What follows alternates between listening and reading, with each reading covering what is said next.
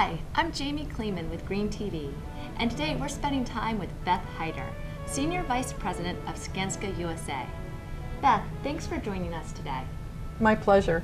I wanted to begin by talking about your role at Skanska USA.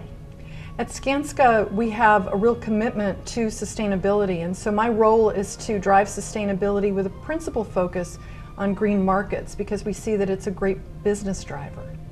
That's interesting because I think for a long time the mindset has been that green might not be profitable, and I feel like there has been a shift. Certainly I'm learning a lot about that at Greenbuild, and how have you seen that shift take place? Well, there's a technical shift, Jamie. Over the arc of the 15 years that I've been working on these issues, it was more challenging in the beginning to do things in an economic and environmentally responsible way. But what we found is that over time the market has matured with the leadership in the industry, and so now it really is possible to build buildings that are no more expensive and achieve, to use the LEED lexicon, LEED silver or LEED gold. Interesting. And so, and I've also read that LEED, you can work your way up to a platinum rating. Now, how often does that happen? Is it common, or is platinum? It is not common. Okay. It is definitely a stretch goal, and typically you have to make a little bit of an upfront investment, but that investment needs to be put in context with the life cycle performance of a building. Oftentimes we really focus on what we're spending today as opposed to looking at the entire life of a building. And buildings, unlike cars or unlike, certainly cell phones, I know you told us that we had to turn our cell phones off, unlike cell phones, they last for decades, they last for generations. So one of the things that I've worked across my career to do is not only to work with the industry as it advances, so technology catches up and becomes more ubiquitous and more affordable, but how you can actually talk to folks like your viewers to say, make the life cycle decision, take a look at how the building is going to operate over the life of its existence. When you talk about the life cycle of a building, I think that's such an interesting perspective because to me, as a mom, a woman, it's almost like having a baby. And you want that baby, that child, that building to have the best, most sustainable life possible. And so surely that should start with the best materials, yes, clean environment, and think through the big picture of how you're going to help that building have a life cycle. Over the arc of its life cycle. And I think that one of the things that has been really great in the industry over the last 10 years is that we've become really energy efficient. I mean, buildings have become tighter and tighter and tighter, and now all of a sudden you've got a building, and I like to say, getting back to your kids, right? You want to eat your conservation vegetables before you get your photovoltaic cookies. You want to make sure that you're creating a really efficient box. It's actually the most efficient way to save energy. But when you create a perfect energy efficient box, what you're doing is you're creating a perfect gas chamber. So now you're really going to have to focus on the materials that you put in the building because you don't want carcinogens off-gassing into a space that's really, really tight and energy efficient. Talking back about how you began on this career path, and I'd like to hear what it was like to be a woman starting in this industry. I read, you were an architect into construction. How did that begin, and how has being a woman impacted the people you work with and your decision-making process? Well, I started out in 1979 graduating as an architect, so I practiced as an architect. And my very first major interview, having come out of the University of Virginia, we were talking about our alma maters earlier, was in Richmond, Virginia. For me, I grew up in Williamsburg, that was sort of like the big city. And so across the table sat the principal of this major architectural firm, and after a 2-hour interview, he looked across the table at me and he said, "Beth, you might want to take night courses at the local community college in interior decorating because it better suits a woman's capabilities," right? So I'm a contrarian by nature, and all that did was to sort of make me excited about being not only a competent architect, but doing something really successful, doing something with my life. And I will, there's actually a happy, because you're laughing, I see you're enjoying this. The coda to that story is 2 years later, at the Virginia Society of the AIA, the same gentleman handed me the Alice Lehman Sunday Prize for excellence of an emerging professional, a young architect, right? He didn't remember our conversation, but it was a really empowering moment to say, you know, sometimes the roadblocks actually can be your closest allies. And then after that, I worked for this cascade of amazing men, Carlton Abbott, great architect, a number of terrific mentors who looked at me and saw the power of being different.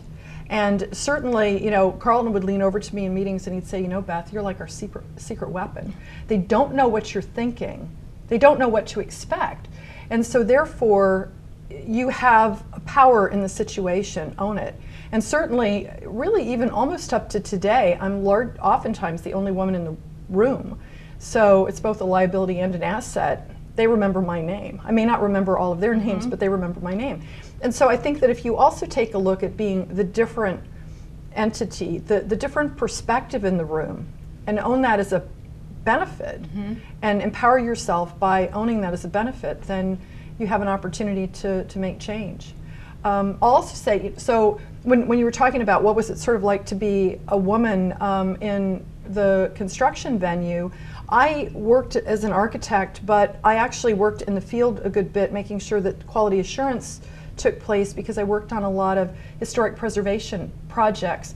And oftentimes when you're working on historic preservation projects, what you find behind the walls is not what you planned. So I worked on a major construction project in Washington, D.C.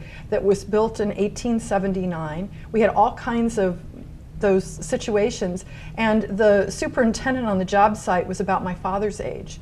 And after I went through the initial hazing of you're a little girl architect, go away, you bother me, you know. Right. I just was really interested in his story, and I also realized that I was about his daughter's age.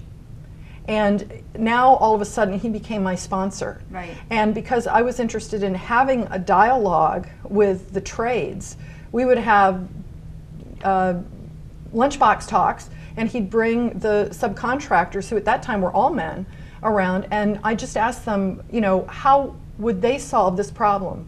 Because this was my vision, but you have the craft, so how can we work together?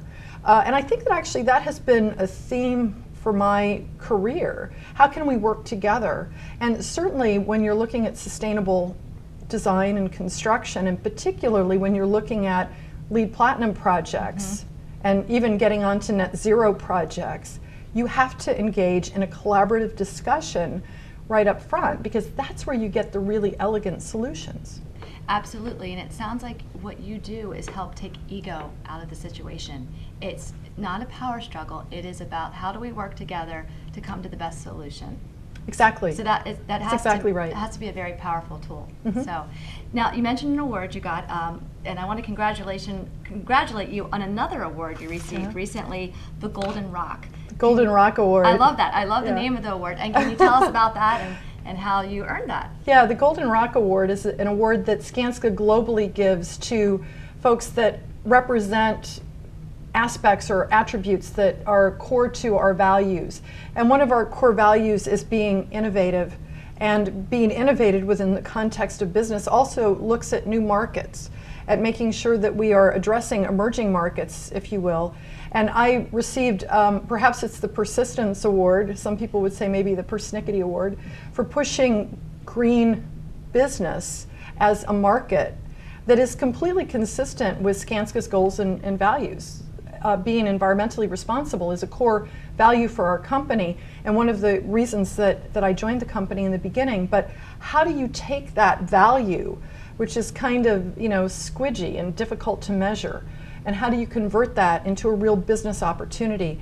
And so I had an opportunity working with this formidable, amazing company over the last dozen years to make sure that we were encouraging, educating both our clients and our team to produce buildings that were not only more environmentally responsible and energy efficient, but were really great for business. Saving money. My son goes to a charter school, and they're very open to the idea of STEM programs and solar panels on buildings, because there you are seeing the big picture and how it might be an investment in the beginning, but how it will save them money in the long Over run. time. And what they do is they involve students in that project from a science perspective, from a mathematical perspective, to show cost savings. Yes. Speaking of education, I am interested, I read about the energy optimization curriculum you were a part of, or you've helped with, and I'd love to hear a little bit about that. Yeah, that's an arcane little project. It's cool that you picked up on that. We are currently in the process of renovating the United Nations headquarters, which is not an arcane little project. It's an iconic project. It's been a great project for us.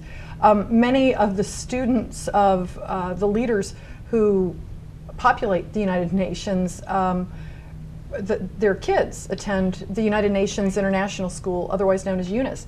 And so we wanted to really do sort of a community service project and work with UNIS, understanding that they had an aging project and that a lot of their money, their operational expenses, were going literally out the window and out the roof. They didn't have that efficient box that we were talking about earlier. And so we thought that it would be really interesting to work with them and their educational team and also their facilities operations team to say, how could we help them make the building more efficient, but also make sure that that became part of their education curriculum, right? And so it became sort of an energy curriculum for the United Nations International School. And we were also interested in identifying projects that we could chunk down and identify in isolation that would work together, that people might be interested in supporting, investing in, because that then would become an energy annuity. An energy annuity, not just money that you put into retrofitting the back of house, but rather something that is an educational opportunity, but also is the gift that keeps giving, because when you don't spend money on energy, you can spend money on education. That's wonderful, and it sounds like you're building a sense of community too, where everyone has a bit of ownership in it, and that is empowering, and it's good to see it being successful. Well, and you were talking about women. One of the things that I love doing in my work is mentoring, and we were having a conversation earlier this morning with Rachel Gutter, who is in charge of the Center for Green Schools, and Emily Shackles, a young woman who I work with, who is a formidable young lady. And Emily and I work together on the United Nations International School project, and she elevated our game. I have done a lot of facilitation work. I've done a lot of value engineering using the force for good and not evil. But she brought to that discussion real sensitivity and ability to capture a lot of the work we were doing with spreadsheets and data, because she is a native. You know, she's a technology native in a way that I'm not. So one of the things that I've really enjoyed in my career, and we certainly saw it on that project, was the opportunity to engage in a cross-generational dialogue and to cross-mentor each other. That's interesting, and I feel, and I've been speaking with people this week, that is what's going to happen. The youth will be the leaders, and sometimes we have to listen to them and take their lead, because it's becoming a way of life for them, which is what it needs to be. I feel like sometimes, I'm getting smarter because I'm listening to the youth, and they're learning at schools and through curriculum and their surroundings. What is the right way? What is the right way to live? And what's exciting, I feel, for all of us is to hear not only is it the right thing to do, but it's smart business. Yes. It's profitable, which is great for our economy. It's good, jobs, and it's, to me, very, very exciting. Well, when you talk about jobs, and in particular local jobs, which is really key here, we have a tremendous opportunity to transform the built environment looking at existing buildings. It's lots of fun to talk about all these high-tech buildings that are all tricked out with photovoltaic panels, but you really also have to take a look at the 99% of the buildings that exist today that are energy hogs, and actually I would say they're potentially economic generators, because when you look at these hogs and look at their potential to be retrofit into more energy efficient buildings, now you are unlocking, just like at the United Nations International School, you're unlocking the power of or liberating the power of the money that you're saving by improving your energy efficiency. So we're currently working with a major bank. We're hoping that sometime the first part of next year we'll be able to announce publicly, perhaps to you guys, what we're up to. But the whole objective is taking a look at new financial models to take that longer view and to unlock the potential of energy savings in the future to pay for energy retrofits today. And this is beginning to happen. We're seeing all kinds of models just beginning to come up, and with favorable legislation and with really creative financial wizards, and not in a negative sense. I mean, really people who are doing incredibly elegant things. I think that you're going to see a revolution in building retrofit over the next 3, 5, 7 years. It will make a huge difference. Do you think that that revolution will trickle down to homeowners as well? So not just the schools and the buildings and the businesses, but in communities and retrofit models that will be possible for a homeowner? Well, the cool part, I'm gonna take a little bit of a side trip to that question. I think that the Center for Green Schools, and I want to recognize the work that Rachel Gutter and her amazing team are doing at USGBC to promote greener schools, because where we learn matters. Right. If you educate students and you empower students, you know, being a mother, Yes. you know, they too are great educators, I do feel that. and children are you know, they're just incorrigible. So they will make you be green Yes. if they believe in it, Yes. right? So you have the Center for Green Schools pushing the education with the students, but then what happens with that is that when they bring it home to the nest, as it were, the parents and the students together can begin to look at how they can create a space that reflects their values.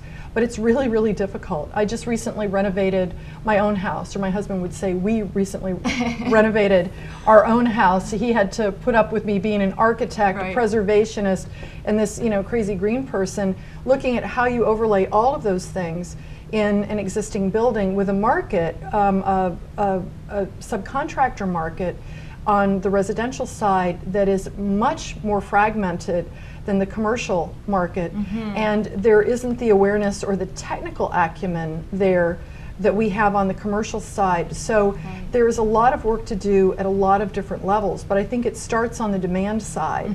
So I think with homes, it becomes really more, from USGBC's perspective, it's really more of a business to consumer model as opposed to a business to business model. Right. Because when the consumer and their children start to demand this, then the market will respond. Right, and job opportunities. Exactly. I mean, Exactly. as you're saying this, I'm thinking this is Local. Right, local. You can't job outsource opportunities. renovation. Right, and it is true. That's what I was touching on before. I think it's so powerful when a child comes home and says, "Why are the lights on?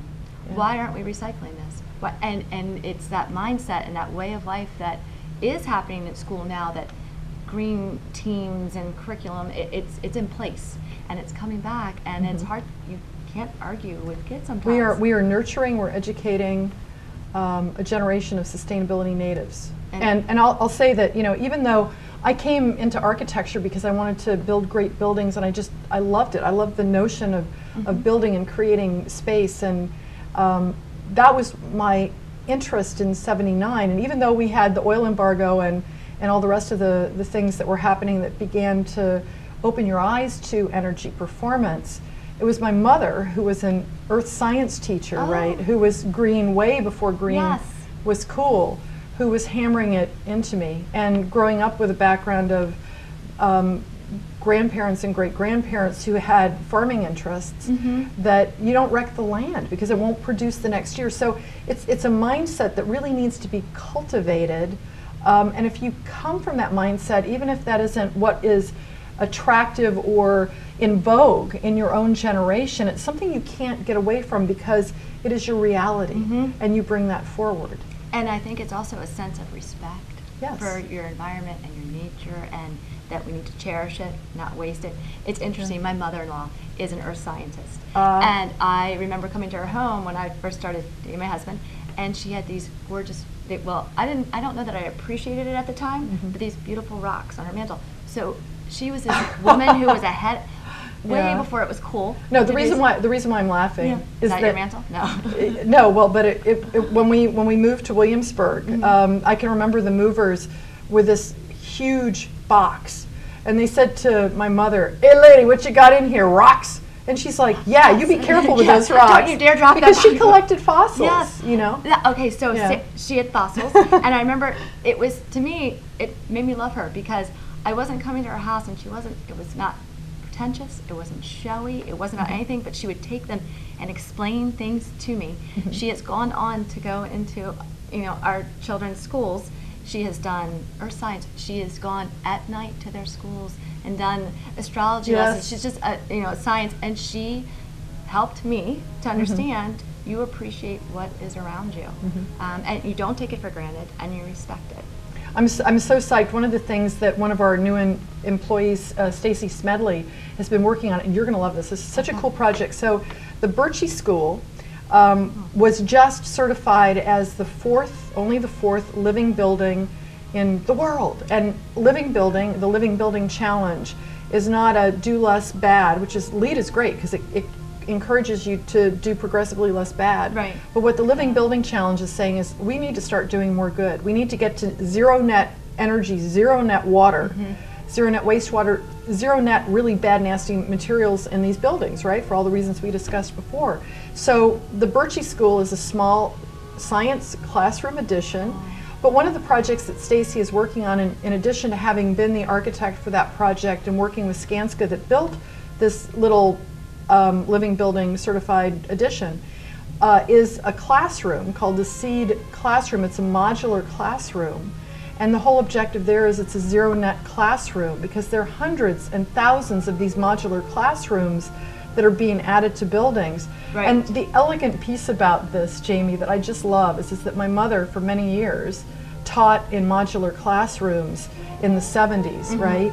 And they were horrible, awful, nasty places to be. So it's like my mother finally, she's vindicated, right? Good for her. Because here we're talking about net zero, sustainable modular classrooms.